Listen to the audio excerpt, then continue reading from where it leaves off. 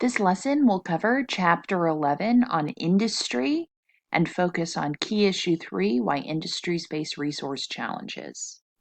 We will be discussing the following topics: the energy supply and for energy, fossil fuel reserves, petroleum futures, nuclear energy, and energy alternatives. In addition, we will discuss solar energy, air pollution, water pollution, and solid waste pollution. Fossil fuel resources are not uniformly distributed. Not only are they concentrated in specific regions of the world, they're also consumed very differently among different regions of the world. And we deplete scarce resources, especially petroleum, natural gas, and coal for energy production. As mentioned earlier, demand and supply are not always spatially matched, meaning that the demand for many of these resources may be coming outside of where the supply exists. Let's take a look at Figure 11-31. This map is located on page 400 of your textbook. As you can see, the United States and China lead in coal production. But an important thing to note is that China produces nearly 1/2 of the world's coal, and other developing countries 1/4, with developed countries, primarily the United States, taking care of the remaining 1/4. With that being said, the US used to be the biggest coal producer, and now it's China. Looking at Figure 11-32, we also see that Russia, Saudi Arabia, and the United States are leading petroleum producers. Russia and Saudi Arabia together supply 1/4 of the world's petroleum. Other developing countries, primarily in Southwest and Central Asia, take care of 1/2, and developed countries, primarily the United States, the remaining 1/4. Figure 11-33 shows that the United States and Russia are the leading producers of natural gas. 1/3 of natural gas production is supplied by Russia and Southwest Asia, 1/3 by other developing regions, and 1/3 by developed countries, primarily the United States. The United States is highly dependent on the 3 fossil fuels mentioned in earlier slides. This includes coal, petroleum, and natural gas. Before dependence on these fossil fuels, wood was the principal energy source in the 19th century. This transitioned into coal, which became the most important during the late 19th century, but today petroleum and natural gas are most prominent. Taking a look at this chart in Figure 11-34, we can see that fossil fuels make up about 90% of energy use in the United States.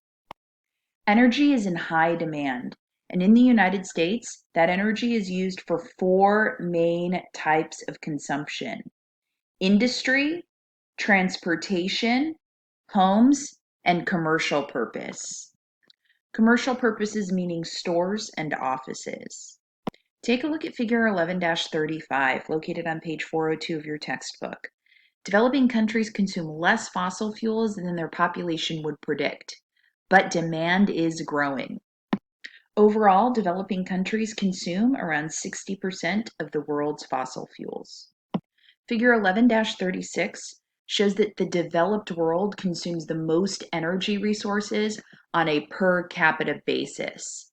That means per person in a country that is developed is going to use much more energy.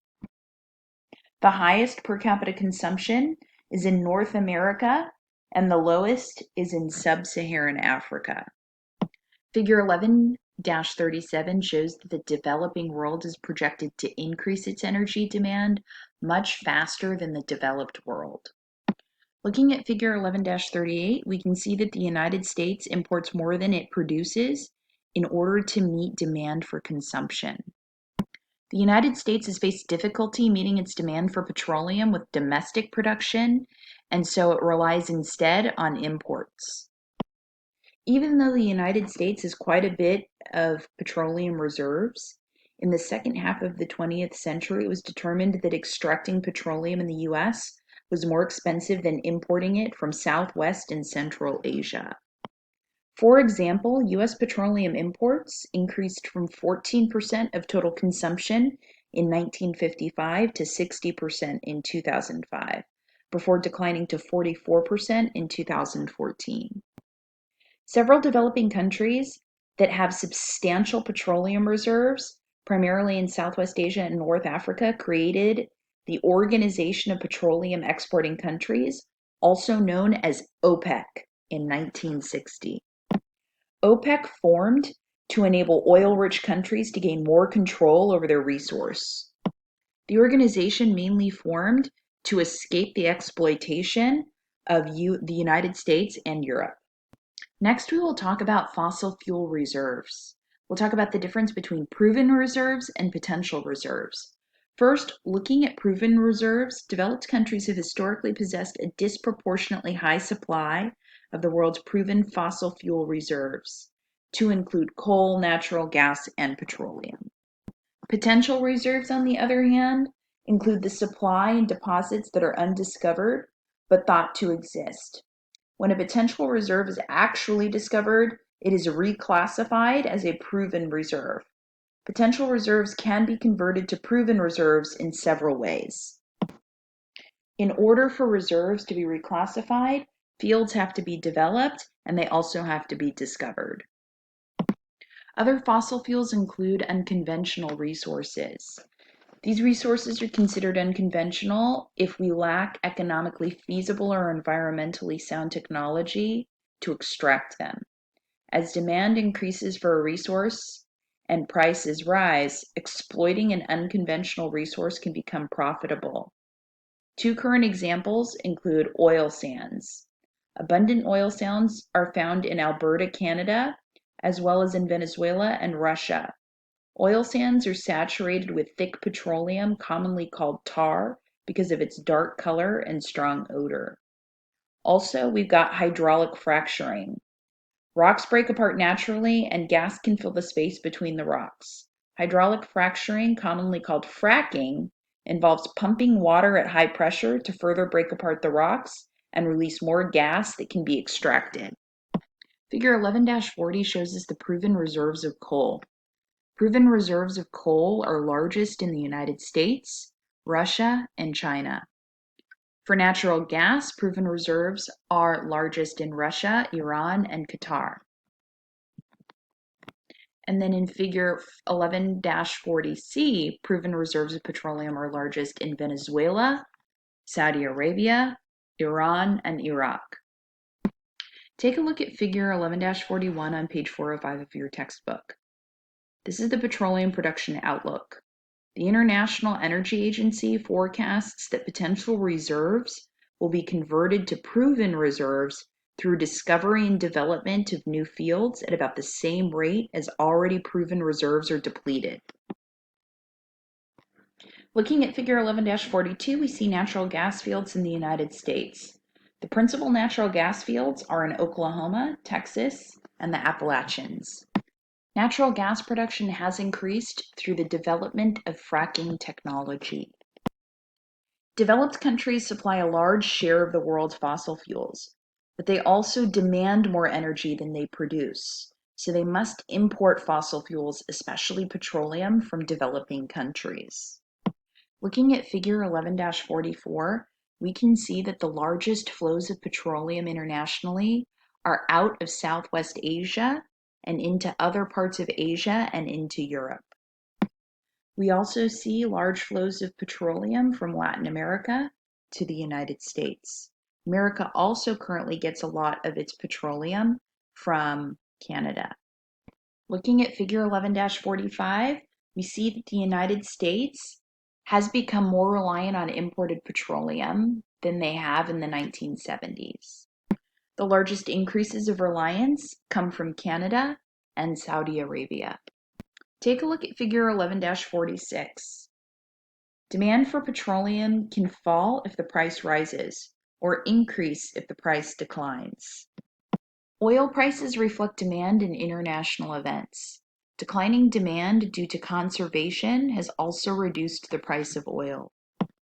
Some specific events that have led OPEC to raise their prices include The refusal to sell oil to countries like the United States because of their support of Israel in the 1973 war with Arab neighbors. In addition, the revolution in Iran and Iran-Iraq war triggered oil shortages and higher prices. And the end of the Iran-Iraq war actually brought increased supplies and lowered prices. Again, we do, however, see that demand has decreased because of conservation efforts. The next type of energy we're going to look at is nuclear energy.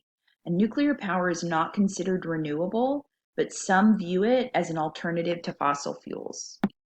There are increasing concerns regarding nuclear power, including potential accidents, safe disposal of nuclear waste, bomb material, limited reserves, and high cost.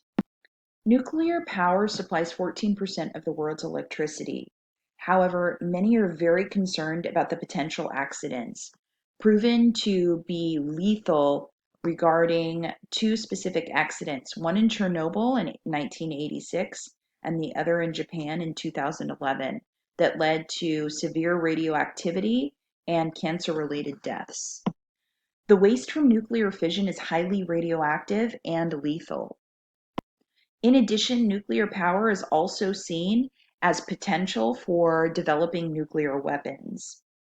The only country to have actually used nuclear weapons happens to be the United States, that dropped atomic bombs on Hiroshima and Nagasaki during World War II. Many other countries, however, have access to nuclear weapons, including China, France, the United Kingdom, India, Pakistan, North Korea, Israel, and many see Iran being the next country to achieve it. Uranium is vital to nuclear power, and there are limited reserves. Like fossil fuels, uranium is a non-renewable resource. Proven uranium reserves will last about 124 years at current rates of use. In addition, nuclear power plants cost several $billions to build, primarily because of the elaborate safety measures required. Looking at Figure 11-47, we see that Europe, Japan, and the United States account for the majority of the world's nuclear power. There are some renewable energy sources that are considered energy alternatives. Just to define these a little more clearly, non-renewable energy resources form so slowly that for practical purposes they cannot be renewed. Examples are the three fossil fuels that we already talked about: coal, petroleum, and natural gas, that currently supply most of the world's energy needs. Renewable energy resources have an essentially unlimited supply and are not depleted when used by people. This includes water, wind, and sun that provide sources of renewable energy. The first is hydroelectric power. This generates electricity from the movement of water. Next is biomass fuel, and that's derived from plant material and animal waste. Biomass energy sources include wood and crops, but burning biomass may be inefficient because the energy used to produce the crops may be as much as the energy supplied by the crops. Also, biomass already serves essential purposes other than energy, including providing much of the Earth's food, clothing, and shelter. The next renewable energy source is wind power, and this is done through wind turbines. Hundreds of wind farms consisting of large numbers of wind turbines have been constructed across the United States. 1/3 of the country is considered windy enough to make wind power economically feasible. And then lastly, we have geothermal energy, and that's energy from hot water or steam. Geothermal energy is most feasible at sites along Earth's surface where crustal plates meet. These are also sites of many earthquakes and volcanoes. The United States, the Philippines, and Indonesia are the leading producers of geothermal power. Looking at figures 11-50 and 11-51, we see that the production of hydroelectric power depends in part on the availability of acceptable sites. In figure 11-52, we see that wind power potential is the highest in the Rocky Mountains and Great Plains areas. And in figure 11-54, we see that geothermal energy requires appropriate geologic conditions.